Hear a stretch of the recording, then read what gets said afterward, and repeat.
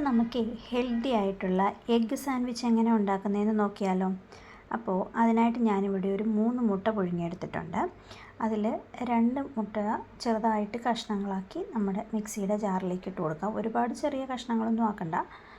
എന്നിട്ട് ഇതിലേക്ക് 2 വെളുത്തുള്ളിയും ഒരു 1/4 ടീസ്പൂൺ ഉപ്പും 1 ടീസ്പൂൺ ഓയിലും പിന്നെ 1/2 ടീസ്പൂൺ കുരുമുളക് പൊടിയും 2 ടേബിൾ സ്പൂൺ മിൽക്കും കൂടെ ഒഴിച്ചതിന് ശേഷം നന്നായിട്ട് അരച്ച് പേസ്റ്റ് പോലെ ആക്കിയെടുക്കുക.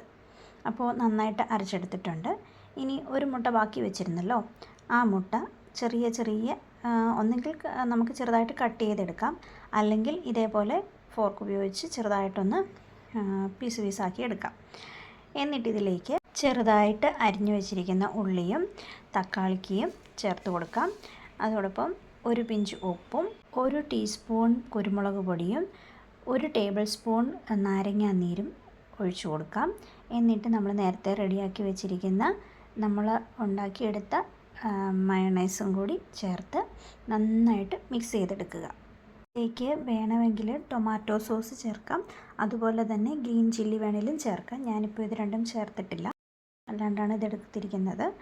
അപ്പോൾ അങ്ങനെ നന്നായിട്ട് മിക്സ് ചെയ്തതിന് ശേഷം ബ്രെഡിലേക്ക് തേച്ച് കൊടുക്കാം. ഞാനിവിടെ സാധാരണ ബ്രെഡാണ് എടുത്തിരിക്കുന്നത്. അപ്പോൾ ഇതിന് വേണമെങ്കിൽ സാൻഡ്വിച്ചിൻ്റെ ബ്രെഡ് വേണമെങ്കിലും എടുക്കാവുന്നതാണ്. പക്ഷേ ഞാനിപ്പോൾ നമ്മുടെ വീട്ടിലെ ആവശ്യത്തിനല്ലേ, അതുകൊണ്ട് സാധാരണ ബ്രെഡ് എടുത്തിട്ടുള്ളൂ. അപ്പോൾ ഇതിലേക്ക് നന്നായിട്ട് തേച്ച് കൊടുക്കാം. അങ്ങനെ തേച്ചതിന് ശേഷം ജസ്റ്റ് ഒന്ന് പ്രസ് ചെയ്ത് കൊടുക്കുക. എന്നിട്ട് വേണമെങ്കിൽ സൈഡൊക്കെ ഒന്ന് കട്ട് ചെയ്തെടുക്കാം, അല്ലെങ്കിലും കുഴപ്പമൊന്നുമില്ല. ഞാനിങ്ങനെ 2 പീസാക്കി എടുത്തിട്ടുണ്ട്.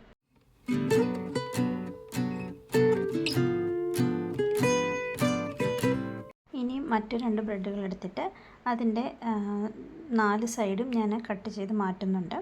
എന്നിട്ട് അതിലേക്ക് ഇതേപോലെ തന്നെ സെയിം ആയിട്ട് തന്നെ വെച്ച് കൊടുക്കാം. നമുക്ക് ഇങ്ങനെ വെക്കുമ്പോൾ വേണമെങ്കിൽ ഇതിലേക്ക് ബട്ടർ വേണമെങ്കിലും ചേർത്ത് കൊടുക്കാം, ചീസ് വേണമെങ്കിലും ചേർത്ത് കൊടുക്കാം.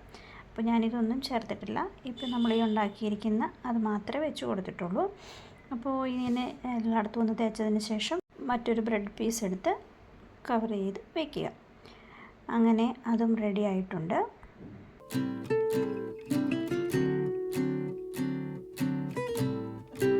വേറൊരു ബ്രെഡും കൂടി എടുത്തിട്ട് ഇതേപോലെ തന്നെ നമ്മുടെ മയോണൈസ് ഇതിലേക്ക് ചേർത്ത് കൊടുത്തതിന് ശേഷം ഇനി ഒന്ന് ബട്ടറിലൊന്ന് ചൂടാക്കി എടുക്കുന്നുണ്ട്. അപ്പോൾ ദോശക്കല്ലിലേക്ക് ബട്ടർ തേച്ചതിന് ശേഷം ഈ ചെറുതായിട്ട് ഒരുപാടങ്ങ് മൊരിയിച്ചൊന്നും എടുക്കണ്ട, ചെറുതായിട്ടൊന്ന് ടോസ്റ്റ് ചെയ്തെടുക്കുക. അങ്ങനെ ഒരു വശം റെഡിയായി കഴിയുമ്പം മറ്റു വശത്തും കൂടി കുറച്ച് ബട്ടർ തേച്ച് കൊടുത്തതിന് ശേഷം മറിച്ചിട്ട് 2 വശവും ഒരുപോലെ തന്നെ മൊരിയിച്ച് എടുക്കുക. ഒരു വശം നന്നായിട്ട് ഡ്രൈ ആയി വന്നിട്ടുണ്ട്. ഇനി മറുവശം കൂടി ഇട്ട് കൊടുത്ത് ചെറുതായിട്ടൊന്ന് ടോസ്റ്റ് ചെയ്തെടുക്കുക.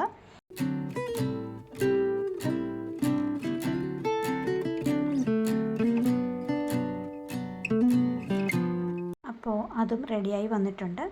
ഇനി നമുക്കിത് മക്കൾക്കൊന്ന് കൊടുത്ത് നോക്കാം. ഒരാളെ കഴിച്ചുള്ളൂ, കഴിച്ച് നോക്കിയിട്ട് ഇഷ്ടപ്പെട്ടെന്നാണ് പറഞ്ഞത്. അപ്പോൾ എല്ലാവരും ഇതൊന്ന് ട്രൈ ചെയ്ത് നോക്കണേ. Bye bye, thank you.